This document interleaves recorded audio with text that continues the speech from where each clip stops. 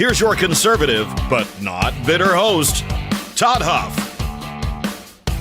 Well, folks, I have stories today. I don't even know where to start. We've got a story about Pope Joe Biden. That's right, the most religiously observant president we've had in the past 50 years, according to the New York Times. We've got Rand Paul from the floor of the U.S. Senate, which I think I want to start with here this morning. But plenty to get to is the point. Welcome to the program. Oh, we've also got a guy, Los Angeles County Council Democrat, who was asked to give the Pledge of Allegiance, and that was quite comical. So we'll share that. We'll share that as well. So lots of things to get to here this morning, but I want to kind of set the stage. I want to set the stage with where we are with impeachment, and Rand Paul giving this speech from the House or from the Senate floor yesterday. So as you well know, we have articles of impeachment that have been voted on in the House of Representatives. And as they did last time, they did the long, dramatic walking those articles of impeachment from the House of Representatives to the Senate. Now, last time it felt like we were attending a funeral. Last time it felt like those representatives that were taking the articles of impeachment, including good old Adam Schiff, it felt like, and it was the intent of these folks, to have somber looks on their faces. They wanted us to feel effectively like they were pallbearers in a funeral, walking the articles of impeachment over to the House or to the Senate, where the president would be tried. They did everything in their power to avoid this, right? They were so sad, so distraught. It was such a terrible day in our nation's history, blah, blah, blah. Of course, you know what this was. It was politics. And it's the same thing all over again, right? It goes to show how scared the radical left, the Democrat Party, is of Trump and his supporters. They don't want this guy anywhere near anything that says president of whatever. By the way, saying that, did you see President Trump has started the, make sure I get this correctly. I've got it here in my, I got so many stories here that I'm looking at. Well, the official office, I have to ask Oz to look that up. President Trump started the official office of the former president, which I got to tell you, I love. If Biden can start the, I guess some would say Biden didn't start it, but if Biden can come in and pretend to be office of the president-elect, President Trump says, why can't we have the office of the former president? I think that it at least stands to logic there as far as consistency is concerned. So anyway, but they don't want President Trump anywhere near anything president of the PTO. They don't want President Trump anywhere near, president of the local chamber of commerce. They can't stand any of that. They don't want that. They want this, again, we're in the period of time where it's payback politics, the politics of retribution. They're going to be paid back for your political positions. And so they're pushing through another silly impeachment. It's another sham. It really is another sham. And Rand Paul talks about this from the floor of the U.S. Senate. Now, it's about a 9-minute speech. He was given 10 minutes to speak from the floor. He did not use all 10 minutes, but I want to play a part of this. And Pedals, who helps with our social media, she will post this later today so that you can see this either on our website or on Facebook or wherever you connect with us on social media. If you want to watch the whole thing, I will not play the whole thing, but it's a good speech. It's a good speech. It's gone viral. As they say, it's gone viral on social media. And Rand Paul, I think depicts things pretty darn accurately here from the Senate floor, talking about what's going on, talking about the hypocrisy. He did this right before he made a motion to basically take a vote from all 100 senators to say whether or not this impeachment was in accordance with the Constitution. Now, the vote came out 55 to 45. 45 Republicans said no, this is not a constitutional process. Although if you ask individual Republicans, some of them interpreted it slightly differently. But the intent was to say, look, what we're embarking upon here, should we dismiss this because this isn't even part of the Constitution? This guy isn't even currently president of the United States. What are we doing here? We're impeaching Citizen Trump. Are we going to impeach President Obama next? Can we go back and impeach President Bill Clinton again? Can we go back and impeach Jimmy Carter? Jimmy Carter's still alive. Maybe we should impeach him as well, right? This is kind of the argument. Democrats will say, well, they started this impeachment while Trump was in office. Well, but if the point of impeachment is to address a sitting president, why did they not have the foresight to know that his term was ending on January 20th? I mean, do they not have a calendar handy? What are they doing here? If the point is to remove him from office, then that was already achieved by the natural course of things because of the timelines, the realities that we face. One term ended and another began at noon on January 20th, 2021. So what's the point here? Well, we want to make sure that Trump never runs for president ever again. Well, don't voters have a voice in that? Shouldn't voters have a say in that? Well, no, because this guy's a Nazi. That's basically the argument here.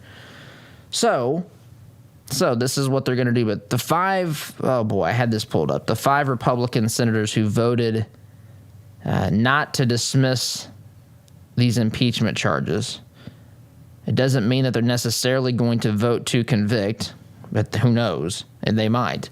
I know it includes Mitt Romney, Ben Sasse, Lisa Murkowski, Susan Collins, and I'm drawing a blank. It may have been Pat Toomey of Pennsylvania. See if I can find this really quickly. But anyway, 55 to 45. And this speech was given that I'm going to play for you right before that vote took place in the Senate. So this is now moving on. Yeah, here they are. Mitt Romney from Utah, Ben Sasse, Nebraska, Susan Collins from Maine, Murkowski from Alaska, Pat Toomey from the state of Pennsylvania, 55 to 45. Now, you may be at home saying, oh, wait a minute, or driving to work or wherever you are. You might say, wait a minute, we're 12 short, right? We've got 45 folks that are saying, let's not even have this process take place in the Senate. This is unconstitutional. We shouldn't be trying to impeach someone who's not currently president or convict someone who's not currently president. He's been impeached a second time. They got their headline too, by the way. If Trump ever decides to run again, that's what we'll hear. This guy's been impeached twice, right? You know, and a lot of other things as well. But nonetheless, if 45 folks think that this is a sham process, where do they think they're going to get another 12 votes for impeachment? It takes 60, for conviction. It takes 67 senators, 2/3 of the U.S. Senate, to vote to convict. And they've only got 55 that even say it's a legitimate process. 45 say the case should be dropped, dismissed. Not only that, and I'm going to get to this soundbite, it's probably going to be next segment. But not only that, another thing that I was, of course, on my list yesterday, but we didn't have time to get to it, was Senator Patrick Leahy. Patrick Leahy is going to act as the judge in this impeachment hearing, in this trial. He's going to act as judge. Now, you might remember, because we don't have to go back far in our history books, maybe almost exactly 1 year, candidly, to where we can find the point in time when Trump was impeached and was being tried in the Senate previously. Do you remember who presided over that case? Who was the judge, if you will, for the trial in the U.S. Senate? That's right. For those of you who answered correctly, you get a smiley face here, sticker applied next to your name. John Roberts, Chief Justice John Roberts. But he's not going to be presiding this time. In fact, Democrats have gone to the trouble of saying we want of making sure that everyone knows that this is a partisan ploy, a partisan hack. They actually are having a judge who voted last time as a sitting senator. He was one of the however many voted to remove Trump from office. Patrick Leahy, Senator Leahy, he's now going to be the judge. So you have a judge who's a judge overseeing this trial who's already voted to impeach Trump. Does that sound like an unbiased and fair? I mean, of course it's not.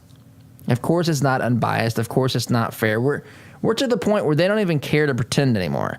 Can you imagine? I don't even you don't hear me say this much, just to kind of, I guess, point out something that should be paid attention to more frequently. I know you do, as probably why I don't do it often. But can you imagine if the shoe were on the other foot, so to speak, and Obama or Biden or Clinton were being impeached, and the person presiding over that hearing in the U.S. Senate was Trent Lott, or if that person presiding over the Senate hearing was, take your pick, Mitch McConnell, on down the line. I went back. For those of you who don't know, Trent Lott was a senator from Mississippi years ago. Was hated also by Democrats and the left. But anyhow, can you imagine? And I would say rightfully so. This is supposed to be an unbiased process. But it's not, of course. And they don't even care to pretend that it is anymore, is perhaps the point. So that being said, timeout is in order here. By the way, I didn't mention this off the top, but if you have thoughts, questions, opinions, feedback, and yes, I'll even accept adoration and praise, you can email me, todd@toddhuffshow.com. Again, todd@toddhuffshow.com. And I do my very best to get back as quickly and as thoroughly as I can, but that's where you can email those questions. But we'll unpack this issue of impeachment. We'll play this Rand Paul clip, at least a portion of his speech. I want you to get a feel and flavor for it. If you want to hear the whole thing, of course, you can Google it, but I'll be posting it on our website here in a little bit, along with it'll be posted on social media as well. So get to that after the break. Sit tight. You're listening to Conservative Not Better Talk. I'm your host, Todd Huff. Back in just a minute. Is it possible to be a fan of the show if you don't have the gear to prove it? Why not be safe and remove all doubt? Shop for official merchandise at toddhuffshow.com/shop today. Are you concerned about your investments? Intrepid Financial has been educating, customizing, and servicing Hoosier investment portfolios since 1998. Our family-owned and operated business builds strong bonds with our clients. When you call, we answer the phone, always ready to walk you through your investment strategy. Intrepid means without fear. We want our clients to be fearless, to feel secure with their investments. Give us a call at 317-818-1776 or visit us online at intrepidfinancial.com. Does your business have a plan for social media marketing? Are you reaching the right audiences through Facebook, Instagram, Twitter, LinkedIn, and the list goes on? Are you learning from the data? Jarbo can help. Our team doesn't just come in and tell you how to be successful. We help you execute and measure your sales and marketing efforts. Give us a call at 317-834-6560 or visit us online at jarbomarketing.com. That's jarbomarketing.com. Make social media work for you. Our word can't be diluted because we are taught that a promise is a commitment in which you always follow through. No ifs, ands, or buts. So every time you walk through Greg Hubler Chevrolet doors, you can count on the advice and expertise we provide you. Because when we make a promise, we keep it. Greg Hubler Chevrolet. Promise kept. Visit GregHublerChevy.com. Find new roads. Healthcare is expensive and complicated. Did you know that as a Christian business owner, it is possible to provide access to affordable health benefits for your employees? Remodel Health has helped employers across the United States save over $22 million in the past 3 years. Our innovative approach allows your employees to have the health benefits they need at a cost you can afford. Go to remodelhealth.com/Todd to help your employees find the healthcare they deserve. Remodel Health. Rethink employee health benefits. There's a lot going on in the world today, and with so much going on, it's sometimes hard to maintain balance. Jesus said in John 16:33, "In this world you will have tribulation, but take heart, I have overcome the world." I'm Pastor Jeff Floyd of the Martinsville First Church of the Nazarene. To experience how life can be better with Jesus, come worship at M1 Church at 10 a.m. this Sunday, 1609 John R. Wooden Drive in Martinsville, or catch our live stream service on Facebook at M1 Church. For more information, visit m1nazarene.org. Have a great day today in Jesus. All your life, you've planned and taken care of the people you love. They always knew you had a plan. Taking care of your final wishes will give them one final gift. Buying your headstones direct through Thomas Monument saves your loved ones additional stress during a difficult time and saves money by cutting out the middleman. Call 317-244-6525 or go online to thomasmonument.com to understand why families have trusted us since 1962. The compassion of Christ. It's living life connecting to the broken and messy world. It's not simply walking down the street and dropping a quarter in someone's bucket. It's been perverted by Satan from biblical compassion to feeling sorry for, and sympathy isn't where God wants us to live. It's connecting to broken people in our daily life. Living the compassion of Christ. Wallace Construction is a family-owned business with 45 years' experience in asphalt, concrete, and seal coating. At Wallace Construction, our wide variety of experience and top-notch customer service have helped us build a strong reputation in Central Indiana. But we don't rest on that reputation. We build it, one job at a time. If you have an upcoming project, call us at 317-422-5356. That's Wallace Construction, 317-422-5356, and ask for Richard or Roger.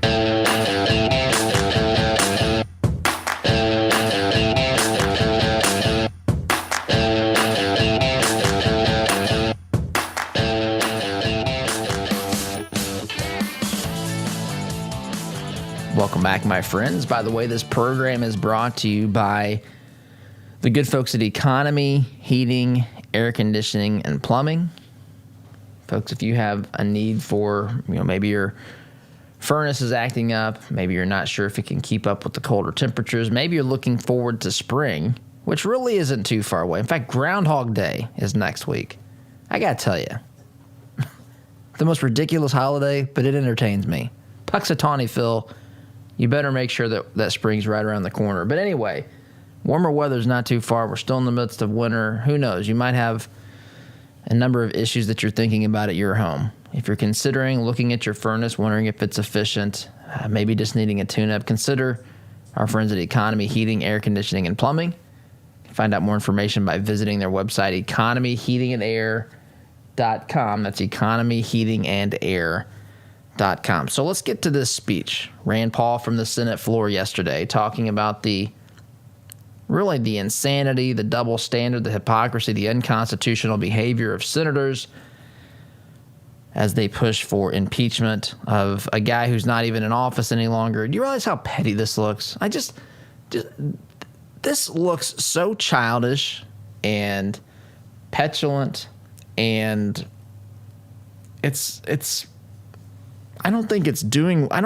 is their intent here? I mean, on the one hand, yes, they're trying to make it impossible for President Trump ever to run for president again. And make no mistake about that. That notion terrifies them. They cannot separate those of you that like President Trump, or maybe you don't like him, maybe you dislike what he did or what he stands for, the things that he articulated, the things that he tried to accomplish in office. They realize that they cannot separate you and him. And so they say, fine, we'll just make it so that you don't have the opportunity to vote for him. He can never run again. Now, that's a long shot. In fact, some would say it's an impossibility based upon what happened yesterday. Who knows in the world of politics? And who knows in a post-Trump Washington, D.C., Republicans are typically, Republicans, I think, will revert to the more of the cowardice that we saw prior to President Trump walking onto the scene in Washington, D.C. He empowered them in ways that I don't think we've seen in my lifetime. And there's some strong Republicans, but for the most part, there's a lot of, wimpiness. Let's just get right down to it. I don't know how else to say it. They're not They're not always the most principled, and they definitely don't stand and stare down opposition the way that they should. So be that as it may, this is where we are, right? And so we're going to have a Senate trial. They tried to dismiss this thing yesterday to no avail. Rand Paul called for that vote after this speech. But I just want you to listen to this. And again, we'll post it on the website a little bit later, ToddHuffShow.com. It'll be on our homepage in the section that's called In the News if you want to read more about it or listen to the full speech. And we'll also include this, and we'll post this on social as well, because I do think it's worth listening to. He makes some great points. We won't be able to get to all of them. I thought about pulling individual sound bites, but there's a lot of good points here, and I just thought it would be better to listen to him articulate what he really, the message he was trying to communicate versus pull things out of this. So here's Rand Paul on the U.S. Senate floor talking about impeachment and kind of scolding his colleagues for what they are trying to embark upon and do by impeaching someone who's now a citizen and not president of the United States. This impeachment is nothing more than a partisan exercise designed to further divide the country. Democrats claim to want to unify the country, but impeaching a former president, a private citizen, is the antithesis of unity. Democrats brazenly appointing a pro-impeachment Democrat to preside over the trial is not fair or impartial. That's Patrick and Leahy. Hardly encourages any kind of unity in our country. No, unity is the opposite of this travesty we are about to witness. If we are about to try to impeach a president, where is the Chief Justice? If the accused is no longer president, where is the constitutional power to impeach him? Private citizens don't get impeached. Impeachment is for removal from office, and the accused here has already left office. Hyper-partisan Democrats are about to drag our great country down into the gutter of rancor and vitriol, the likes of which has never been seen in our nation's history. Okay, pause real quick. I just keep coming back to this. What is the point here? He not his point, but what is the point of the opposing side? What is their stated objective here? Because he points out what I think is so elementary and simple that I think even a radical leftist should be able to understand this. He's saying, and take it easy if you're a leftist, I'm just having a little bit of fun, but hey, if the shoe fits, I'm just saying. But so Rand Paul is saying, look, the Constitution outlines a process whereby the House and the Senate can begin and, go through this process known as impeachment. And the purpose is to remove someone from office. That's the purpose. He's not in office. Do I need to state the obvious here? He's not in office. He can't be removed from office because he's not there. So what is the intended purpose here? I mean, I've been saying on this program, and I stand by this, the era of payback politics is now underway. Are they openly now just acknowledging that this is purely and simply payback politics? I think I said this yesterday. I've been thinking this I have to confess to you. Don't tell anybody this, but there are times that I think about things I'm going to say. Sometimes I have conversations with people that are not, that don't involve the microphone and broadcasting this program out. It's just other